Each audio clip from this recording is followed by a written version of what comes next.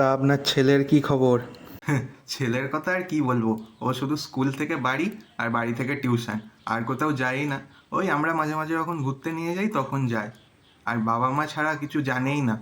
বাবা মাই যেন ওর সবচেয়ে ভালো বন্ধু। সে কি দাদা, কালকেই তো দেখলাম আপনার ছেলেকে বন্ধুদের সাথে পার্কে গেছিল, আর কবে একটা মুভি দেখতে যাওয়ার প্ল্যানও করছিল। ওই 9 মাসে 6 মাসে এক একদিন যায় বন্ধুদের সাথে।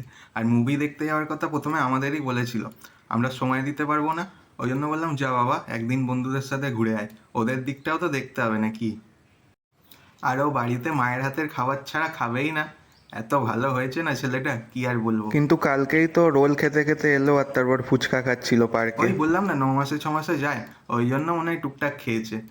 আর 9 মাসে 6 মাসে যায় বলেই একসাথে ফুচকা আর রোল খেয়েছে, নয়তো রোজ গেলে একটাই খেত। আর পড়াশুনো কেমন চলছে ওর? হ্যাঁ, পড়াশোনা তো দারুণ চলছে। বললো এবারেও বাবা সবকটা সাবজেক্টে 95+ পাবো, আগের বারেও যেরকম পেয়েছিলাম। ও একটা কনসিস্টেন্সি মেনটেন করে আর কি। তাই আপনার ছেলে অত নাম্বার পেয়েছিল? কিন্তু আমার ছেলে যে বললো টেনে টুনে পাস করেছে, আপনি রেজাল্ট দেখেছেন ওর? না, ও তো বললো রেজাল্ট নাকি দেয়নি, স্কুলে দেখিয়েই স্টুডেন্টদের থেকে নিয়ে নিয়েছে। আর বন্ধুদের মধ্যে ওরা একটু শত্রুতা থাকে, ও ওর নামে খারাপ কথা বলবে, ও ওর নামে খারাপ কথা বলবে, তাই না? না না, স্কুলে দেখিয়ে নিয়ে নেয়নি, আমার ছেলে মার্কশিট নিয়ে এলো, আমি সাইন করে ও দিলাম। তাই? ঠিক আছে, তাহলে বাড়িতে ছেলে এলে ওকে জিজ্ঞেস করতে হবে। আর গত পরশুদিন কিসের স্কুল ছুটি ছিল জানেন?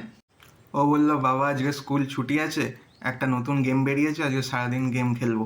আমি বললাম ঠিক আছে, রোদের মধ্যে আর বাইরে গিয়ে খেলতে হবে না, স্কুল কই, যখন স্কুল ছুটি ছুটি ছিল বাড়িতে না তো? বসেই গেম খেল। ও, ছুটি ছিল না? ঠিক আছে, আজকে আসি, হ্যাঁ, একদিনের জন্য অনেক শোনা হয়ে গেছে।